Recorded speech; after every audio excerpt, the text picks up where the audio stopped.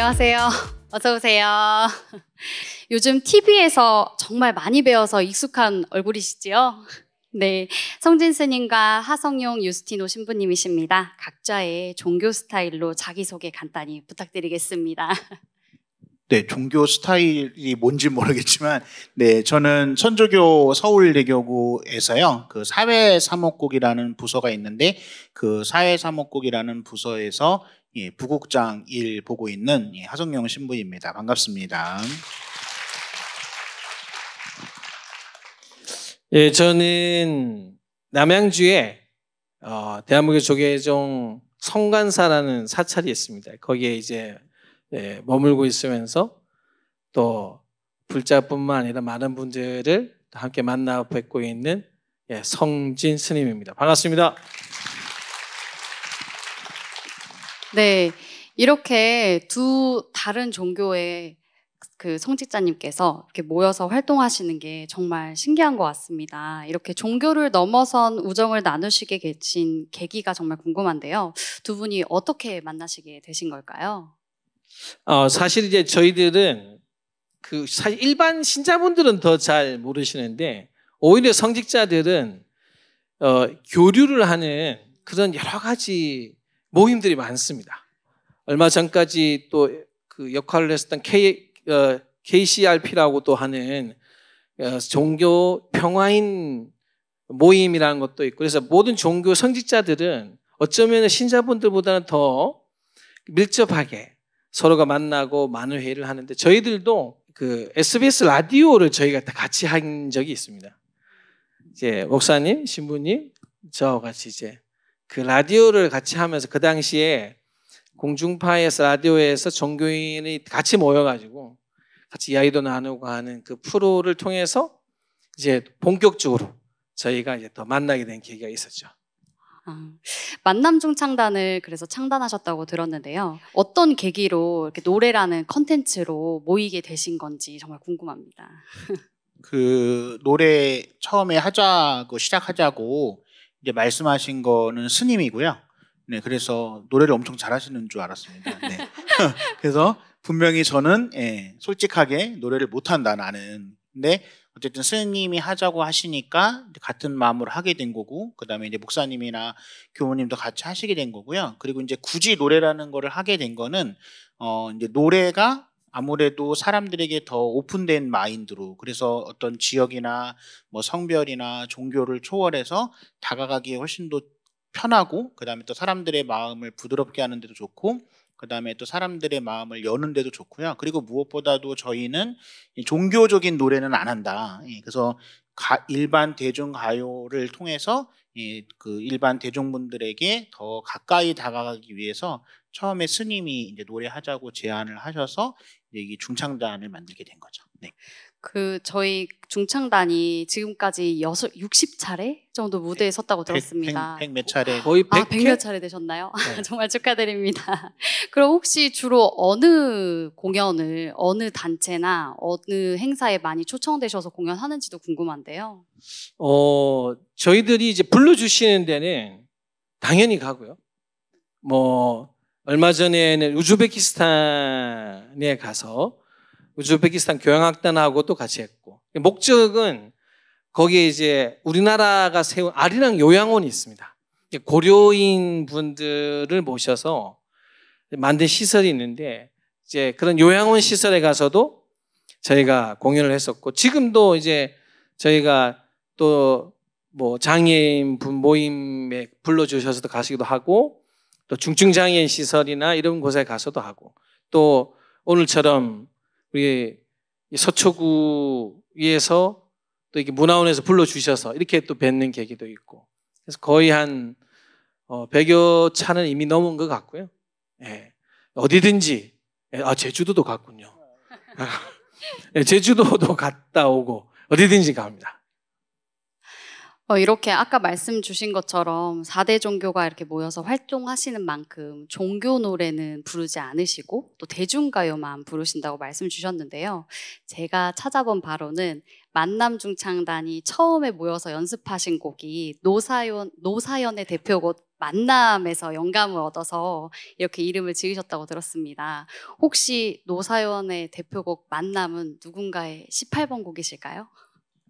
그건 아니고요. 이제 저희 그 지휘자님이 그러니까 저희 노래 수준을 모르잖아요. 그러니까 원래 저희를 알던 게 아니니까. 그래서 본인이 생각할 때 제일 편하고 쉽고 이 정도는 부를 수 있지 않을까라는 노래가 만남이었는데 그 만남이란 노래를 완전 망해서 예, 그래서 저희가 중창단은 만남 중창단이지만 만남은 그 이후로 부르지 않고 있습니다.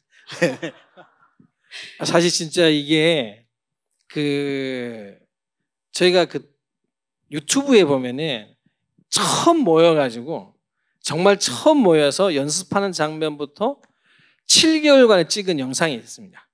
이제 그 팀들도 사실은 그래도 어느 정도는 잘 부르지 않을까라는 생각 속에서 그냥 이렇게 화면만, 영상만 담으려고 들어왔다가 만남을 처음 배우는 장면을 보고 이분들이 그 다음 날부터 이제 그 목소리까지 다 담으면서 저희 다 담은 이유가 너무 못 불러서요. 정말 신부님 말씀하셨지만 만남이라는 그 전까지 이름도 저희가 안 지었어요.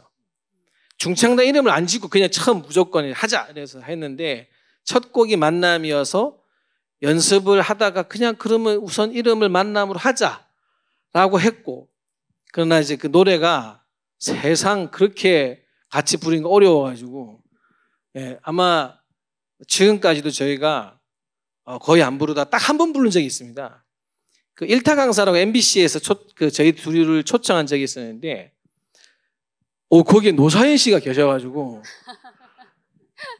저희가 사전에 전혀 이야기하는데 안 알려주고 갑자기 노사연 씨가 올라오셔서 반주가 나오면서 만남을 부르시는 거예요.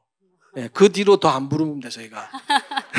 너무 이렇게 마음에 큰 충격을 받아가지고 만남을 이렇게 지어진 이유도 그렇고 이름이 또 그렇지만 그 만남에 대한 마음의 애증이 있는 노래를 할 수 있는 사람들입니다.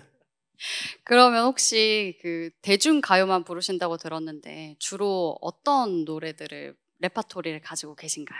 뭐 정해진 건 없고요. 근데 저희는 어떤 노래를 부른다기보다는 일단 저희가 부를 수 있어야 됩니다. 그래서 이제 노래 후보는 많지만 이제 저희가 부를 수 있는 노래를 어쨌든 이제 지휘자랑 반주자랑 또 저희가 이렇게 상의를 해서 저희가 부를 수 있는 노래를 그래서 아무리 좋은 노래라도 저희가 못 부르면 끝이고 저희가 부를 수 있는 노래로 해서 이제 여러 가지 이렇게 몇몇 곡의 노래로 하고 있습니다. 네. 이제 신부님께서 제안하셔서 그 군종교구 아숨성가대의 홍민영 지휘자님께서 오셔가지고 호랑이 선생님처럼 가르쳐 주시고 또 그 최광희 반주자님께서 곡마다 또 맞춤형 편곡을 해주셨다고 들었습니다. 신부님이 많은 이렇게 지원을 또 도와주신 것 같은데요. 그렇죠. 사실은 이제 저희 지휘자님이 군 가족이세요. 남편분이 군인이시거든요. 그리고 지휘자분이 어릴 때부터 사병들을 가르치셨대요. 성당에서. 그런 씩씩함이 아니었으면 저희들을 못 가르쳤을 겁니다. 일단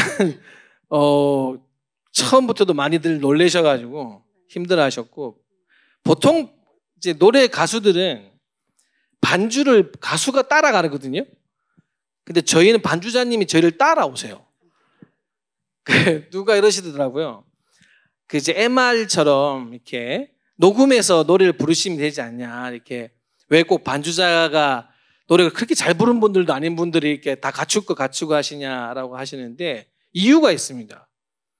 박자를 잘 못 맞춥니다. 그래서 박자를 피아노 반주자가 저희를 맞추는 거거든요. 그래서 아직도 MR은 영원히 도전해야 되는 목표이고 대부분 이제 말씀하신 대로 이제 반주자님이 저희가 박자가 정해진 박자가 안 가도 하도 연습하는 걸 많이 들으셔가지고 저희를 맞춰서 반주 박을 바꿔주시기 때문에 사실은 그 덕을 거꾸로 보고 있는 사람들입니다. 사실은. 네. 정말 이렇게 본업도 사실 있으신데 이렇게 모여서 오랫동안 연습도 하시고 또 100여 개 가까이 공연을 하시는 게 정말 쉽지 않으실 것 같습니다.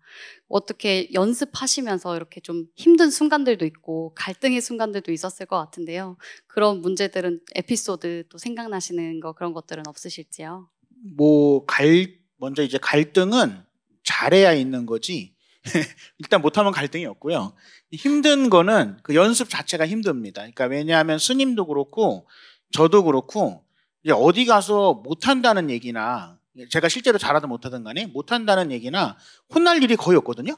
그러니까 예를 생각해 보시면 성당에서 저한테 누가 못한다고 얘기한다거나 혼을 내진 않을 텐데 이게 너무 오랜만에 못한다는 얘기를 듣고 너무 오랜만에 혼이 나니까 이게 뭔가 주눅 든다 이런 것보다는 되게 신선해요. 그래서 뭔가 살아있음을 느끼고 있는데 그래서 이제 저희는 혼이 나고 잘 못하면서도 저희는 해맑으니까 네. 힘든 건 저희가 아니라 이제 지휘자랑 반주자가 힘들죠. 네. 저희는 전혀 안 힘듭니다. 네.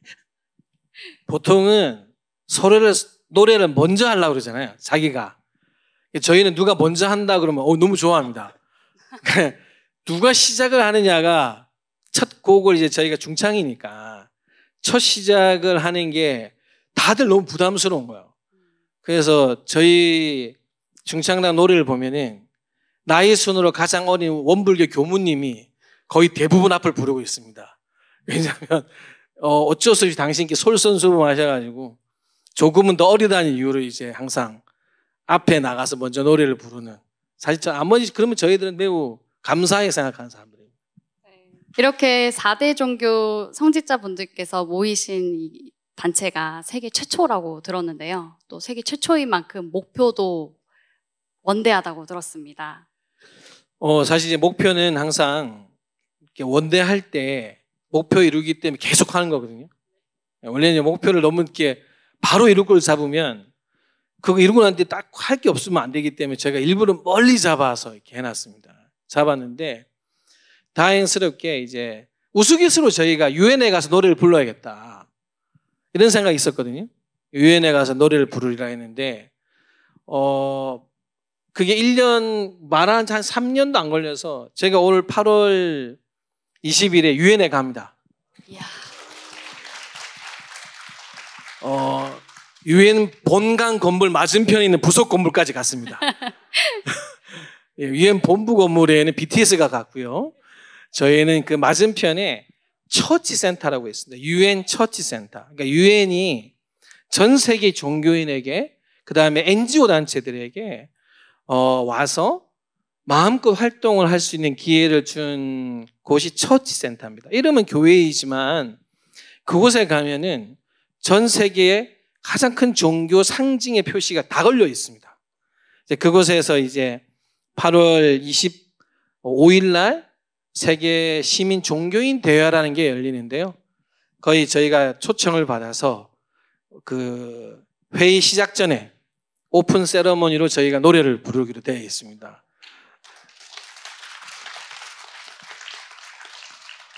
그래서 꿈은 일단 가져야 됩니다. 비록 도로 앞에 건물이지만 형님 저희도 이제 뿌듯하고요. 왜냐하면 이게 지금 우리 사회자분께서 말씀하신 대로 한국 사회는 그래도 이런 저희 모습들을 그래도 이제 조금은 더 편안한 모습으로 받아줍니다. 그러나 세계는 종교인들이 함께 모여서 함께 무엇인가를 한다는 것을 굉장히 매우 이상적인 장면으로 봅니다. 그래서 저희가 모여서 그냥 일회성이 아니라 함께 모여서 노래하고 또 그걸 통해서 많은 분들을 종교를 있는 분들 없는 분들을 만나려고 하는 그 모습 자체가 되게 신기합니다. 왜냐하면 지금은 우리가 조금만 그 해외 시선을 돌려보면은 종교라는 이름으로 전쟁이 벌어지는 게 지금도 하고 있거든요. 이제 그런 세상의 문화에서 종교가 저렇게 다른데 어떻게 저렇게 하지? 그래서 저희가 요번에 유엔의 그 처치 센터에 가서 노래도 부르는 이유가 가능하다. 괜찮다. 진리가 싸울 이유가 뭐가 있나. 함께 살 수 있는 걸 먼저 보여줄 때 어쩌면 그 역할을 제대로 하는 거 아닐까? 그래서 저희가 이제 가서 하고 거기에 있는 한국 사찰 성당에 가서도 토크 콘서트를 하고 저희가 이제 뉴욕에 있는 공원에서 버스킹을 합니다. 그걸 보여주고 싶어서 그 전 세계 사람들이 모여있는 곳에 가서 이렇게 저희 4명이 이렇게 노래를 부르면서 세상에 대한 그 평화의 메시지를 우리라도 부르고 함께 할 수 있다라는 것을 좀 보여주려고 이제 그런 노력을 이제 하고 또 거기까지 와 있습니다. 박수로 응원드리겠습니다. 네, 앞으로도 이렇게 많은 사람들에게 사랑과 평화를 전하는 만남 중창단 활동을 응원하고요. 다음에는 꼭 저희 서초문화원에서도 공연 부탁드리겠습니다. 예, 불러주시면 언제든지 오겠습니다.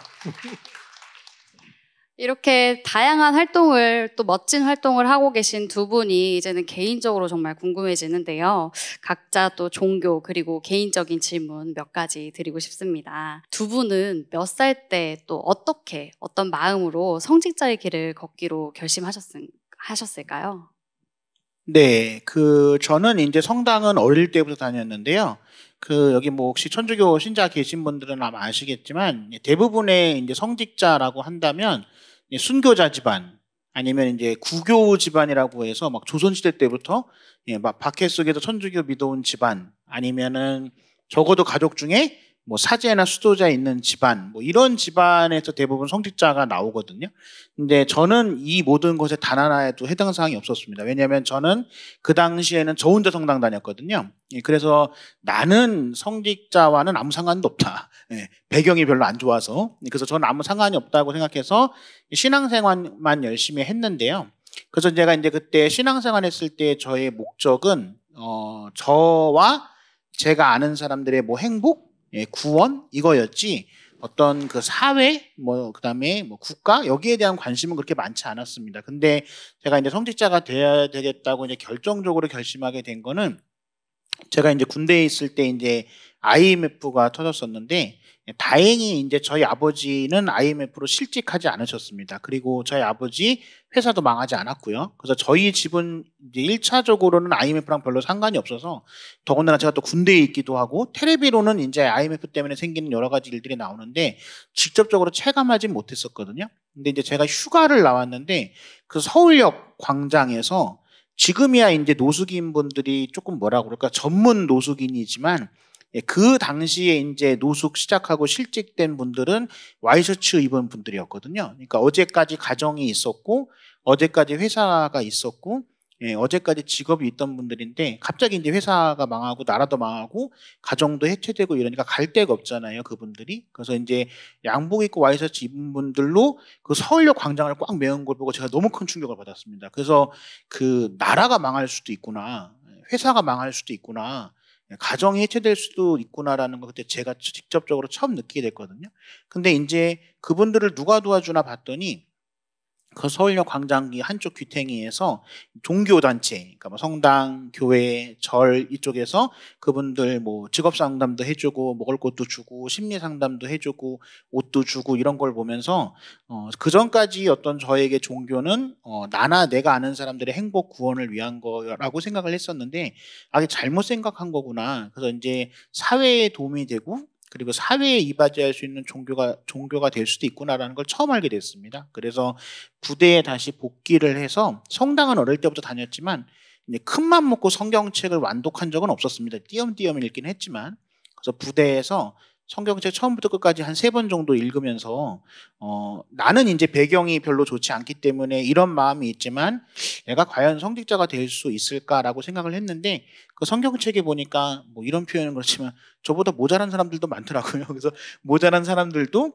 하느님이 부르시면은 쓰일 수 있구나. 그래서 내가 성직자가 되어야 되겠다는 결심을 하게 됐고 부족하지만 그래서 신학교에 가야 되겠다라는 생각을 하게 돼서 신학교에 가게 됐습니다. 그래서 저한테 그 성직자의 길로 저를 이끌어준 거는 한국 사회를 전반적으로 다 이제 완전히 바꿔버린 IMF라는 게 이제 저의 삶도 이제 바뀌게 된 계기가 된 거죠. 네. 성진 스님은 또 어떤 마음으로 성직자가 길을 걷게 되신 걸까요? 저는 신부님보다는 무계획적인 그야말로 사고와 같은 계기인데요. 사실 저는 이제 동대 불교학과를 나왔습니다. 그러나 이제 동대 불교학과는 원해서 간 곳은 아닙니다. 1지망이 경찰행정학과였고, 이지망에 붙은 겁니다. 이지망에 붙어버린 바람에 도망도 못 가고, 사실 이제 제가 학교에 대한 불만이 대단히 컸었고, 예. 그러나 이제 아무래도 이제 부모님과 약속 때문에 도망도 못 나오고, 이제 그러던 중에 이제 학업에 별로 공부 취미가 없었습니다. 정말 아예 취미가 없어서 그 당시에는 뭐 학생 운동도 많고 막 여기 복잡할 때였습니다. 그래서 다른 데도 관심이 많았었고, 그러다가 정말 우연한 기회에 어떤 분이 실제 그 위치가 어디냐면 여기 오늘 서초구잖아요.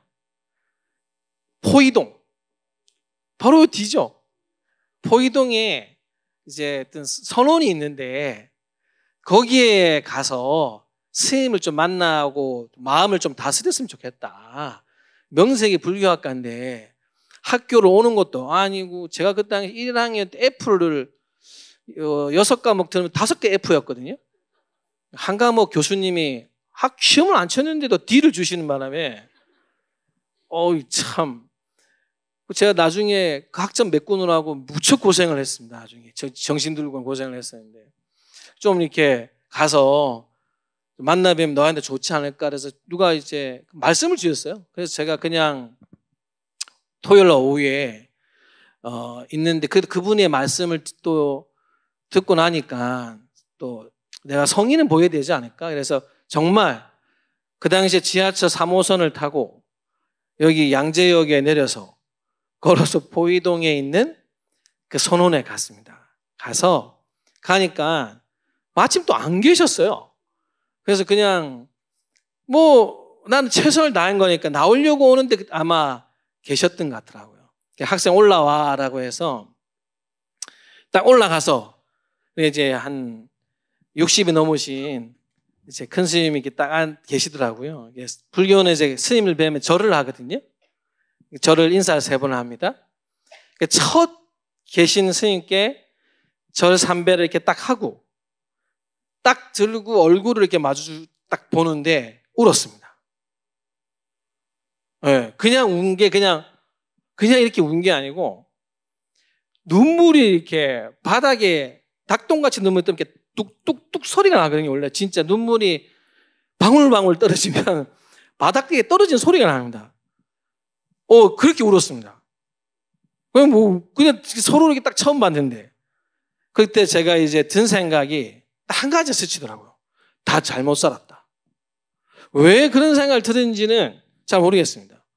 정말 그냥 이렇게 처음 받는 스님을 보고 제가 우니까 그때 스님이 아이고 학생 뭐가 그렇게 마음이 답답하고 슬픈 일이 있어서 이렇게 보자마자 생명부지의 스님을 보자마자 이렇게 닭똥 같은 눈물을 흘리느냐.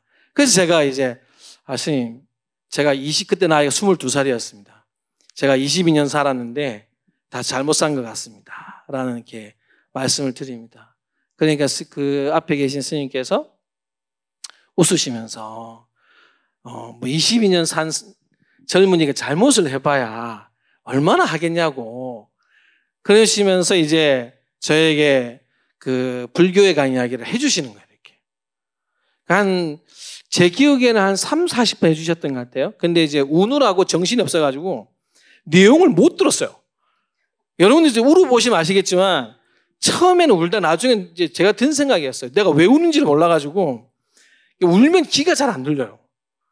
그래가지고 어렵고 내가 처음 봤는데 스님 앞에 왜 우는지도 모르겠고 이렇게 하여튼 너무 생각이 복잡한데 갑자기 그 스님께서 질문을 하시겠다는 겁니다.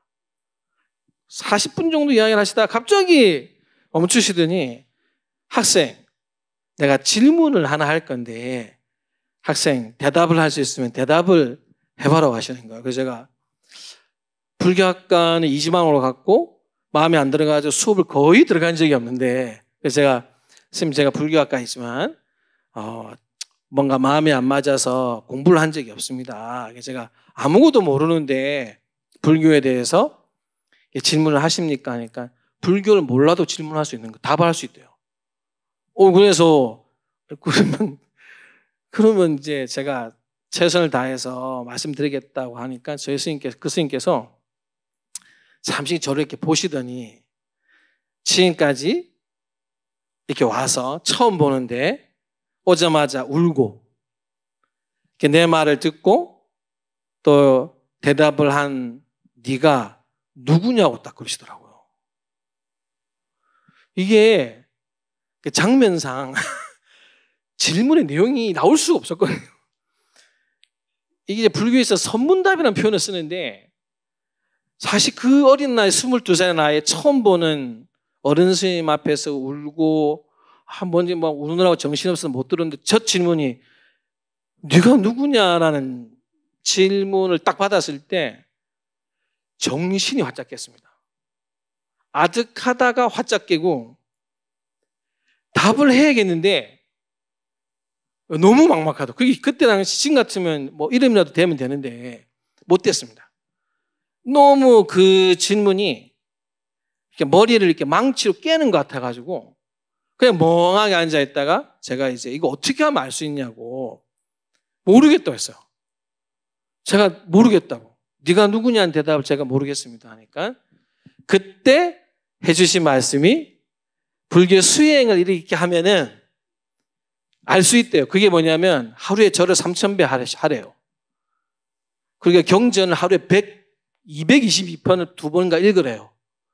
그래서 제가 계산해봤거든요. 그거 다 하면 몇 시간 걸립니까? 한 21시간 걸리더라고요. 그럼 나가서 살 수 있는 게 아니잖아요. 그래가지고 실제로 제가 그 말씀을 듣고 사실은 일주일 그날 말씀을 듣고 그거 하면 알 수 있냐니까 해봐라고 하시길래 돌아와서 3일간 밤샜습니다. 그걸 진짜 해보고 싶어서. 그리고 3일 뒤에 들어가서 출가를 했습니다. 제가 찾아오니까 올 줄 알았다 하시더라고요.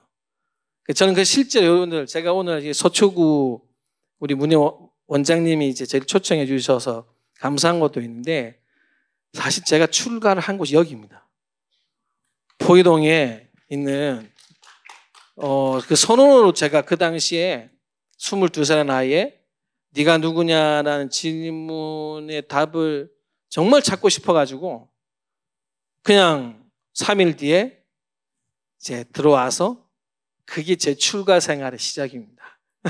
혹시 스님이 되기 위해서 또 신부가 되기 위해서는 어떻게 수행을 하면 또 지금 계신 신부님, 스님 위치까지 갈 수 있는 걸까요? 네, 뭐 일단은 사제가 되려면 신학교를 다녀야 되고요.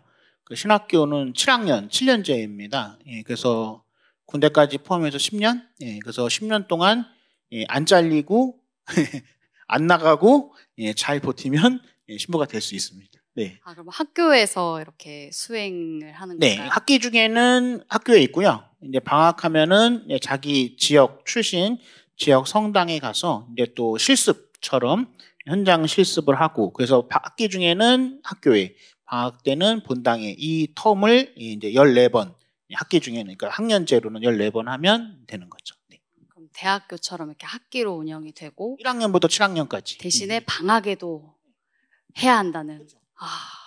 그러면 꼭 지켜야 되는 규율 같은 것도 있을 것 같은데 혹시 생각나는 게 있으실까요? 꼭 지켜야 되는 규율보다는 하지 말라는 건 안 해야 됩니다. 예, 그러니까 꼭 지켜야 되는 거는 어떤 경우에는 안 지켜도 봐주는 경우는 있거든요. 근데 하지 말라고 하는 게 있어요. 예, 그러니까 지켜야 되는 거는 안 지켜도 상황에 따라 정상을 참작하게 되는데 하지 말라는 건 하는 그 순간 바로 아웃입니다. 네네. 혹시 꼭 하지 말아야 하는 뭐 대표적인 3가지가 있을까요? 학교 담은 넘어가면 안 됩니다. 네. 네. 학교 담을 넘어가는 순간 아웃입니다. 네. 나가는 순간 바로 나가지 말라고 할 때 나가면. 네. 그러니까 뭘 해도 학교 안에서 해야 돼요. 학교 안에서 뭘 하면 정상 참작이 되는데 나가는 순간 바로 아웃입니다. 군대에서 타령하는 거랑 비슷한 거죠. 타령의 의미와 같군요. 그럼 혹시 스님이 되려면 어떻게 해야 할까요? 선생님? 일단은 이제 거의 신분이랑 거의 비슷한데요. 사실 행자기간이라고 해서 그 연습생 기간이 있습니다. 사회 인턴십 기간입니다. 인턴의 기간이지 그건 사실 스님이 아니고 1년간 지금 한 6개월 정도인데요. 6개월 정도 최소 6개월에서 1년을 그냥 이제 그야말로 뭐 허드렛 일부터 모든 일을 다 합니다. 하고 이제 예불 준비도 하고 신부님은 담을 넘지 말라고 그랬는데 저희는 넘을 수 있는 담이 아니라 산을 넘을 수가 없기 때문에 일단 넘어가서 나가는 길이 너무 멀기 때문에 너무 멉니다. 다들 너무 멀어서 이거는 뭐 이렇게 나가고 말고의 개념은 아니었는데 저희들은 이제 그 시간이 매우 힘듭니다. 뭐 보통 한 2시 반에 일어나거든요. 2시 반에 일어나고 잠은 한 10시에 자게 됩니다. 그럼 이제 정말 베개에 10시에 되자마자 다시 일어나는 기분이 듭니다. 이게 너무 힘이 들어서 아무 생각이 안 날 정도로 그게 6개월, 1년을 하고요. 그리고 4년간의 이제 그 수학 기간이 있습니다. 그 이제 강원이나 학교죠. 학교를 가거나 선원이라고 해서 오로지 참선하는 학교 따로 있습니다. 그 4년을 하고 나면은 10년째가 될 때, 그리고 10년째가 될 때 이제 정상적인, 그러니까 쉽게 말해서 사찰에 주지를 할 수 있는, 맡을 수 있는 권한도 주고 상자, 제자를 둘 수 있는 권한까지 걸리는 시간이 기본적으로 10년입니다. 10년은 일단 신부님도 대충 보기 10년 걸리시더라고요. 10년은 그냥 살아남을 때만이 가능합니다. 최소 10년. 버티는 자만이 살아남는 그런 시스템이군요. 저희 이렇게 오랜 기간 동안 이렇게 성직자가 되기 위해서 많은 고생을 하셨는데 이쯤에서 또 저희 궁금한 점이 어떤 종교가 더 힘드셨을까요? 이런 궁금점이 또 생깁니다. 이렇게 네 분이서 모이셔서 많은 얘기를 하셨을 것 같은데요. 내가 봐도 여기가 조금 더 힘들 것 같다. 이런 부분이 있으셨을지 궁금합니다. 저는 사실 목사님이 제일 힘들어 보이더라고요. 목사님이요? 이거는 신부님도 사실은 거의 이게 저희 독신 성직자잖아요. 네네네, 그렇죠. 저희가 목사님과 그 교무님을 보면서 결혼하신 성직자님들이 진짜 힘들겠다. 이거 신부님 둘이 가끔 있을 때 하는 이야기입니다. 이게 결국 결혼이 힘든 걸까요? 이제 저희가 그렇게까지는 말씀드리지 못하더라도 사실 독신 성직자들은 어떻게 생각해 보면 스스로의 집중만 하면 됩니다. 이제 그게 시작이고 또 그 시작 속에서 그냥 뭐 어려움을 누구와 함께 감수를 해야 될까 이런 생각을 해본 적은 없습니다. 내가 이겨내면은 이겨낸 것이고 내가 극복하지 못하면은 내가 다시 또 좀 하면 되는데 가족이 있는 분들은 가족과 함께 그걸 이겨내야 되잖아요. 제가 그 목사님을 배우고 요즘은 이제 우리 원불교 교무님 아들이 지환이가 지금 이제 1학년이거든요. 웬만하면 주말에 저희가 행사를 안 하려고 합니다. 교무님 가정을 지켜드리기 위해서. 근데 저희는 사실 주말에 뭐 밤이고 낮이고 별 관계 없거든요. 저희가 이렇게 부르는 건 괜찮은데 우리 교무님을 보면은 진짜 힘들겠구나. 성직자의 삶과 아버지의 삶, 남편의 삶, 이거 어떻게 두 개를 다 하지? 그래서 이거는 뭐 신부님하고 저하고 둘이 하면서 그래도 독신 성직자가 훨씬 쉬운 것 같다고 이런 말을 저희도 하고 있습니다. 왜냐하면은 저희가 뭘 할 때는 누구한테 물어볼 필요가 없거든요. 저희가 정하면 되는데 목사님이야 이제 결혼 생활을 오래 하셨기 때문에 뭐 굳이 사모님한테 여쭤보고 이러진 않는데 눈치는 보시더라고요. 그래도. 예. 그리고 이제 교무님 같은 경우는 이제 아들이 아직 어리니까 이제 엄마가 혼자 하기에는 이제 버거우니까 그래서 꼭 물어보시더라고요. 예. 물어보시고 이제 허락 또 양해를 해주시면 하는데 그게 이제 스님하고 제가 볼 땐 되게 이상한 거죠. 그래서 그걸 왜 굳이 남한테 물어보지? 내 일인데 이런 생각이 드는 거죠. 네. 그렇군요. 이 나머지 뒷이야기는 또 고민 상담 시간에 이어서 들어보도록 하겠습니다. 이렇게 그러면 좀 네 분 종교가 모이셨을 때 가장 큰 차이가 제가 생각할 때는 새로운 이름을 부여받는다. 이게 또 결혼과 관련이 있는지는 모르겠지만 이 두 분의 그 법명과 또 세례명은 이 어떤 의미를 가지고 있고 또 이 종교 안에서 이렇게 새 이름을 부여받는 이유가 또 무엇일지도 궁금합니다. 원래 사실 이제 법명은 인도가 카스트 제도라는 거 혹시 많이 들어보셨죠? 인도는 계급 사회입니다. 그게 이름을 들으면 그러니까 성의 계급이에요.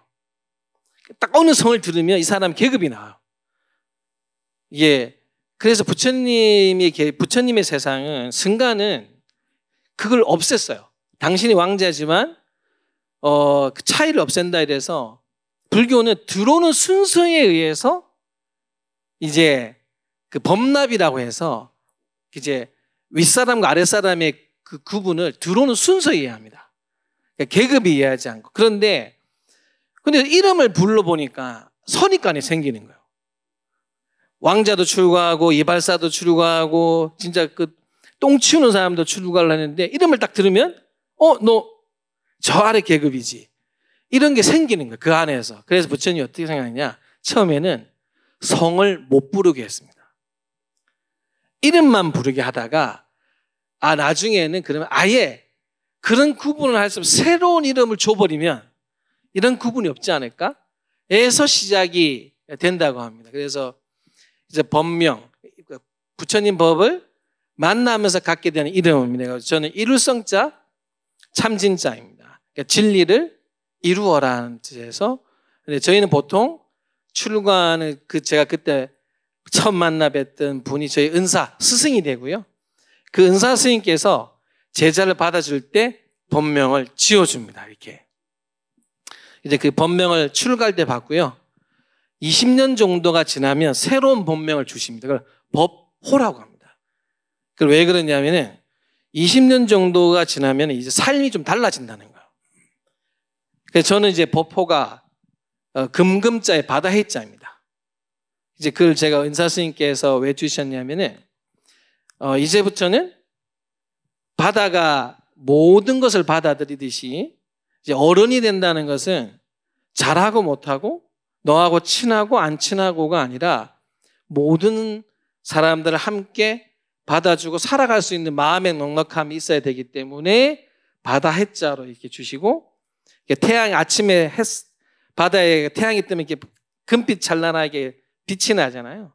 그 금빛의 이름을 따서 금금자를 해서 이제 금해라는 법호를 20년째 다시 받으면서 이제 이런 삶을 살도록 해라.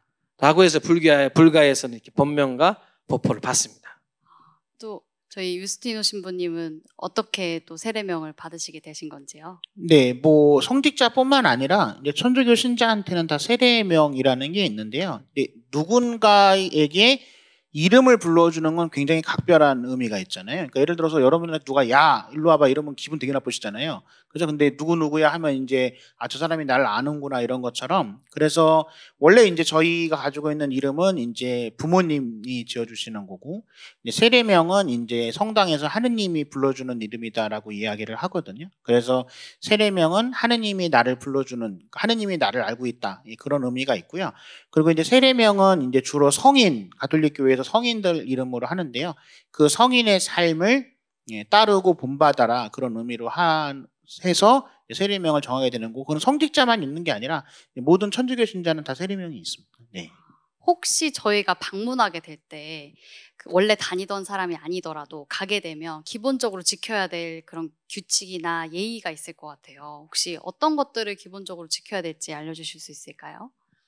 제일 중요한 건 밥대에 맞춰 오시는 거. 왜? 아니죠. 왜냐하면 이게 지금은 이제 도시 근처에 여기 우리 다 도시 근처도 많은데 여러분들 왜 밥대가 중요하냐? 사실 산에 있는 사찰들 같은 경우 여러분들 땀을 흘러갔는데 공양 시간이 지났어요. 못 줍니다, 밥. 그건 진짜 예의가 어긋난 거죠. 나는 이제 절에 여기 오려고 열심히 하는데 공양 시간이 지났어요. 그러면 이제 사찰에서도 이게 공양을 드리기 매우 어렵기 때문에 일단 만약에 내가 사찰에서 공양 밥을 먹고 하겠다 그러면 그 공양 시간에 맞춰서 정확하게 가야 됩니다. 매우 중요합니다. 이거는 때 돼서 이제 넘으셔서 가가지고 공양을 달라고 그러면은 거의 그는 이제 어렵고, 두 번째로는 희한하게 사찰 건물은 전통 건물인 경우에요. 법당 전통 건물은 가운데로 못 들어갑니다. 어떤 분은 가운데 문이 열렸으니까 당당하게 막 들어가시는데 가운데에 있기는 어간이라고 그래가지고 스님들만 출입합니다. 이걸로 사찰에 항상 가지 양옆에 문이 있거든요. 사이드로 들어가셔야 됩니다. 양옆으로 이렇게. 왜 가운데는 안 되냐면 가운데는 어간이라는 표현도 있지만 의식의 방해가 됩니다. 그게 혹시 이제 스님들 기도하시고 있을 때도 있고 어떤 의식이 이루어질 수 있을 때 여러분들 이제 가운데로 들어가는 것은 모두 그 의식을 방해하기 때문에 한 옆으로 항상 옆으로 가서 하시고 기본적으로 뭐 담배, 술 뭐 이런 거는 안 하시면 되고요. 그 정도 저는 지켜주시면 뭐 다행히 뭐 특별한 곳이 아닌 이상에는 뭐 반려견들도 와서 예, 잘 뒤처리만 잘 해주고 가시면 예, 문화재이기 때문에 거기는 다 문화재에 있는 사찰은 문화재이기 때문에 거기에 강아지가 국가 보물인데 보물석 등에 강아지가 반려견이 오줌 싸면은 엄청난 큰일이잖아요. 그걸 너무 이제 잘 이해를 못 하시더라고요. 가끔 이제 그런 문화재가 있는 데서는 반려견의 출입을 금합니다 하는 게 있어요. 그게 이제 차별이 아니라 문화재 때문에. 왜냐하면 그 돌이니까 강아지들이 걔는 잘 모르거든요. 그게 실수를 하면은 진짜 큰일 나기 때문에. 그래서 그런 거 말고는 특별한 그 정도만 여러분이 지켜주시면 저는 큰 문제가 없다 생각합니다. 명심하도록 하겠습니다. 네, 뭐 저희는 딱히 규칙보다는 눈치만 있으시면 됩니다. 그래서 왜냐하면 다 알려줄 수는 없거든요. 그래서 대충 눈치로 보고 사람들이 뭐 하면 되고 안 하면 되고. 그래서 이제 세상에서도 눈치 없는 사람은 이 사고를 치잖아요, 그죠? 성당에서도 눈치 없는 사람은 사고를 칩니다. 그래서 어딜 가든지 눈치만 있으면 딱히 뭐 규칙 이런 거 몰라도 내가 이제 트러블 메이커는 되지 않는다. 그래서 이제 눈치만 있으면 된다. 네. 이 말씀을 들어보니까 이 부채가 저희가 갖다 놓았는데요. 이 부채는 저희가 최근에 서초문화원에서 문화투어로 이제 문경시를 방문하고 왔습니다. 근데 저희가 문경시에 갔는데 특별히 이제 문경문화원에서 봉암사를 투어할 수 있게 해주셨어요. 그게 또 생각나서 제가 또 기본적인 예절도 한번 여쭤보았는데요. 그 봉암사라는 사찰이 특별수도원이라고 합니다. 그래서 일반인들이 방문하려면 1년에 딱 한 번 방문할 수 있는데요. 그게 바로 부처님 오신 날이라고 합니다. 그곳에 방문을 해보니 정말 조용하더라고요. 그리고 그 안에 보물도 많이 있다고 하시고, 그리고 거기 이제 옆에 있는 계곡에 올라가 보니까 커다란 돌에 미륵불이 이렇게 양각, 음각 이렇게 새겨져 있었어요. 그래서 그런 것들을 보면서 아, 정말 이 사찰에 이렇게 문화재도 많고 보물도 많고 그렇구나, 이런 부분들을 또 많이 깨닫게 되는 순간이었습니다. 그 문경 봉암사라는 곳이 봉쇄 수도원 같은 곳입니다. 그러니까 이제 일반인 못 들어가요.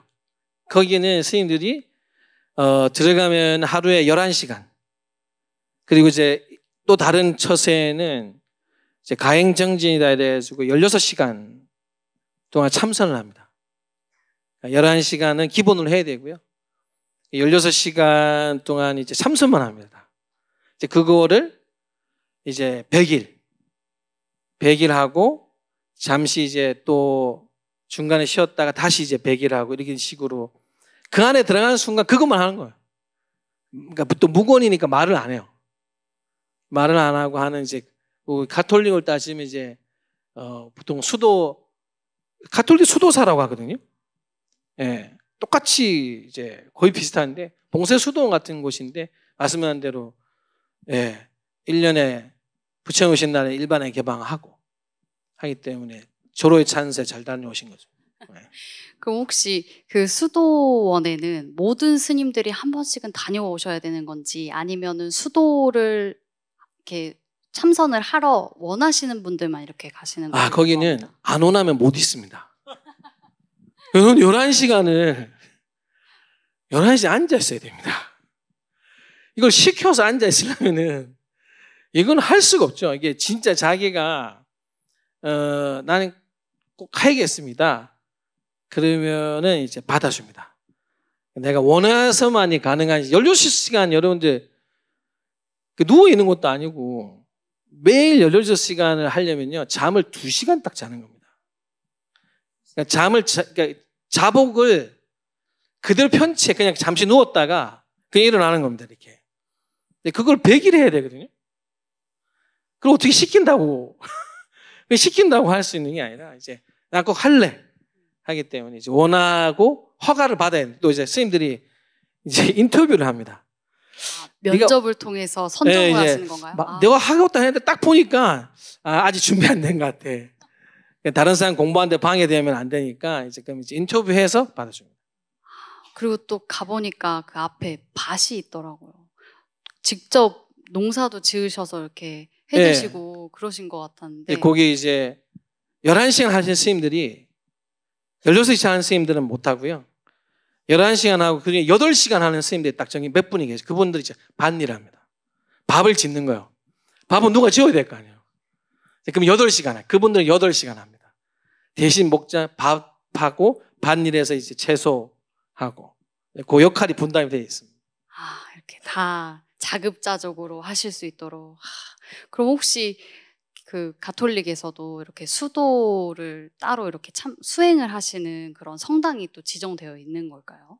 그러니까 유럽도 그렇고요. 이제 뭐 한국도 그렇고 수도원이 있죠. 그리고 이제 봉쇄 수도원 같은 경우는 이제 아까 스님이 그 문경에 있는 절은 부처님 오신 날에 들어갈 수 있다고 하셨는데 가톨릭의 이제 봉쇄 수도원은 아무도 못 들어가고요. 이제 거기는 죽어야지만 나올 수 있습니다. 그래서 봉쇄 수도원은 안 되고 이제 봉쇄 수도원 말고 이제 개방형 수도원이 있는데 이제 개방형 수도원은 이제 보통 신자분들 아니면 신자 아닌 분들도 수도 생활 체험하러 들어가실 수가 있죠. 신청하셔서. 이런 새로운 시각들을 갖기 위해서 힘든 길을 걸어오신 것 같습니다. 그래서 오히려 이런 과정들을 겪으셨기 때문에 종교가 달라도 서로 간에 이렇게 통하시는 게 많고 또 끈끈한 우정을 또 유지하시고 또 소통하실 수 있는 게 아닌가 싶습니다. 저희 사진 4명이 만나 저는 이제 가장 저희가 이제 만나서 각자의 저는 신부님의 내가 왜 신부가 되었나의 이야기를 진작에 저희가 어느 날 저녁에 같이 모여서 각자 왜 목사님이 되셨고 왜 제가 스님이 되었고 교무 이런 이야기 다 들었거든요. 제가 딱 듣고 나서 생각하겠습니다. 이게 모든 종교는 다 그 삶의 성직자의 길에는 성스러움이 있구나. 제가 듣는데 사실 저는 내가 한 출가의 과정이 제일 좀 그래도 이렇게 성직자다운 모습 길이 아닐까 생각했었는데 그게 바로 다 깨졌어요. 그래서 그 뒤로도 저는 이게 성직자의 삶을 서로가 엿보면은 이게 동병상련인지 잘 모르겠지만 인정합니다. 이게 이 길을 가는 게 왜 그렇게 갔을까라는 것은 저는 오히려 들으면 들을수록 정말 그 길 하나 모든 사람의 길은 다 의미가 있다는 것을 바로 와닿을 수 있어서 매우 존중하죠. 정말 이 네 분의 끈끈한 우정 계속 유지되기를 저희도 바라고요. 이런 네 분께서 이번에 대담집을 발간하셨다고 들었습니다. 바로 종교는 달라도 인생의 고민은 같다라고 합니다. 혹시 어떤 책인지 간단하게 소개해 주실 수 있을까요? 네, 이제 이 책은 바로 이게 이제 세상의 고민이 종교에 의해서 나눠지는 건 아니더라고요. 저희도 이렇게 같이 모여서 이렇게 이야기를 하다 보면은 어떤 현상에 대해서 각자의 다 나름의 시각과 답이 있더라고요. 근데 이걸 왜 한 사람 것만 알 필요가 없잖아요. 세상의 길이 4가지면 4가지 길로 다 하는 게 얼마나 좋은 거예요. 하나만 안다고 해서 좋은 건 아니거든요. 그래서 저희가 이제 그러지 말고 돈에 대한 문제라든지 그다음에 우리 삶 속에서 흔히 가지고 있는 고민들을 우리 각자가 어떻게 바라보고 또 우리가 살아온 종교인으로서 어떤 시각과 답을 줄 수 있는지에 대해서 이야기를 해보자. 그래서 이제 저희가 각자 4명의 색깔과 생각으로 이제 하나의 고민들을 주제를 놓고 이야기를 한 모음이지. 이 책이 특별히 이런 각 종교의 교리나 이런 언어를 사용하지 않고 또 일상의 언어로 쉽게 메시지를 전달해 주셨다고 하셔서 저도 정말 읽어보고 싶습니다. 쉬운 내용이니까요. 어렵지 않습니다. 일상 언어로 쓰는 게 가장 핵심이었기 때문에 여러분들께서도 그냥 한번 보시면 각자의 종교가 이 내용을 가지고 이렇게 다르게 생각하는데 또 어떤 것이 같은지를 보실 수 있으니까요. 도움이 되실 거라고 저는 봅니다. 이렇게 많은 분들의 또 고민 상담을 해주시고 여러 가지 이야기를 들으시는 위치에서 계실 때에도 혹시 고민이 있으실지 그것도 궁금합니다. 사실 이제 성직자들에게 고민 이야기를 하면은 그 고민은 있을 수 당연히 있죠. 근데 사실 이게 저는 제가 만나는 신자분들이나 제가 만나는 분들 앞에 저희 고민이 뭡니다라고 말할 만큼 대단하지 않습니다. 그거는 저희가 저희 삶에 고민이 있다고 그러면은 되게 반성해야 됩니다.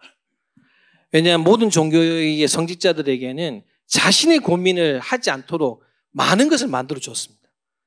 그게 왜 그랬냐고 생각해 보면 대신 너 개인의 고민을 하지 말고 세상과 함께하는 누군가의 고민을 너희들이 들어줄 수 있는 마음을 갖고 살려야 되기 때문에 생계의 고민을 하지 않습니다. 첫째, 생계의 고민을 하지 않게 모든 종교는 성직자들에게 그 틀을 만들어줍니다.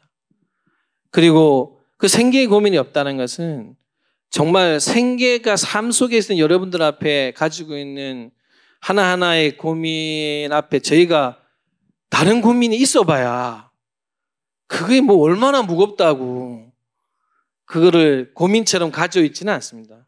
사실 그거는 저는 자신 있게 이야기합니다. 저희가 자기 고민에 있어서 오셨는데 죄송해요. 제가 오늘 너무 고민이 많아가지고 이런다면은 말이 안 되지 않습니까? 그래서 일단은 그게 종교의 길인 것 같아요. 종교에는 자기 고민을 가슴에 머물고 있지는 않습니다. 그렇게 교리가 만들어주지도 않았고 적어도 그 정도는 덜 수 있게 참으로 그 종교가 그 길을 안내를 해놨고요. 대신 이제 삶 속에 계신 여러분들과 그 이야기를 들으면서 저희는 이제 100명이면 100명, 1000명이면 1000명, 10,000명이면 10,000명의 이야기를 들어야 되는 이제 그 역할로 저희 고민은 그래서 그 노래 말고는